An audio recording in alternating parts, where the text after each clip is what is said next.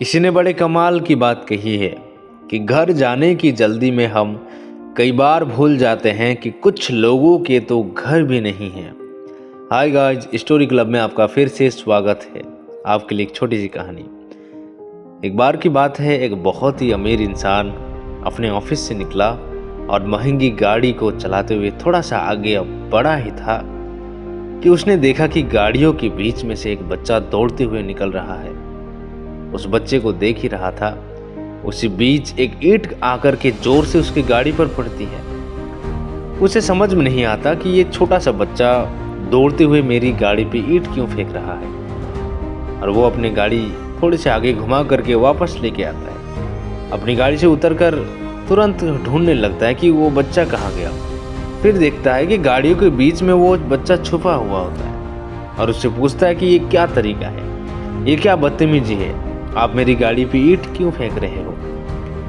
वो बच्चा बहुत ही विनम्रता से कहता है कि सर, मुझे मालूम है कि आपको बहुत गुस्सा आ रहा है, मुझे पीटना भी आप चाहते होंगे, मारना चाहते हैं, लेकिन क्या करूं, मेरी कोई आवाज़ ही नहीं सुन रहा है तो मुझे ईंट फेंक कर मारनी पड़ी। मैं इतनी देर से मदद चिल्ला रहा हूँ, लेकिन मेरी कोई बात ही नहीं सुन रहा है। बहुत देर से मैं मदद मांग रहा हूँ, कोई मेरी तरफ ध्यान ही नहीं दे रहा।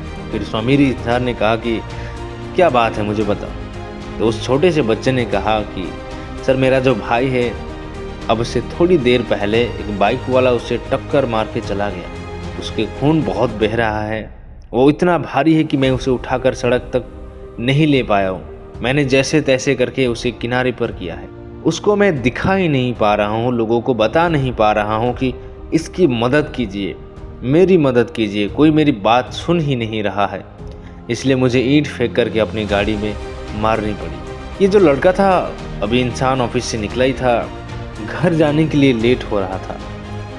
ये उसके साथ गया, उसके भाई को देखा तो वाकई में बहुत सारे खून बह रहे थे। बहुत भारी भरकम सा बच्चा, उसको दोनों मिलकर उठा करके लाया। दोनों लोगों ने थोड़ी मदद की और उसको गाड़ी में बिठाया। खून के धब्बे इसके गाड़ी में निशान हो गए, लेकिन फिर भी इन्होंने कहा कि कोई बात नहीं। उसे हॉस्पिटल लेकर गया। हॉस्पिटल में आपातकालीन कक्ष में एडमिट करवाया, और जब डॉक्टर ने कहा कि हाँ, अब ये बच्चा खतरे से बाहर है, तो ये भाई साहब जो थे ऑफिस से निकले थे, अपने घर के लिए वापस से हॉस्पिटल से निकले।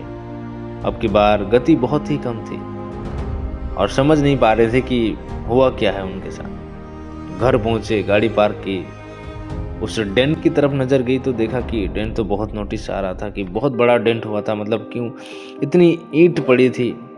लेकिन इन्होंने सोचा कि अब इसको मरम्मत नहीं कराएंगे, क्योंकि ये डेंट उन्हें याद बार बार ज़िंदगी में बताता रहेगा कि इतनी भी कठोर मत हो जाओ कि ज़िंदगी को ईंट फेंक करके याद दिलानी पड़े कि कोई आपकी मदद के लिए इंतज़ार कर रहा है।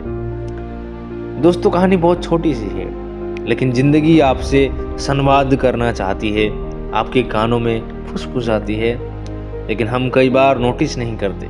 फिर ज़िंदगी में वो ईंटें आने लगती है, आपको भी नहीं पता कब भगवान आपको किसी का भगवान बना करके चले जाएं। एक दूसरे की मदद करते चलिए और ज़िंदगी में आगे बढ़ते रहिए। कहानी कैसी लगी हमें कमेंट पर ज़रूर बताना, और चैनल पर नए आए हो तो सब्सक्राइब जरूर कर देना। फिर से मिलेंगे एक नई कहानी के साथ, तब तक के लिए स्टोरी क्लब में आपका फिर से स्वागत रहेगा।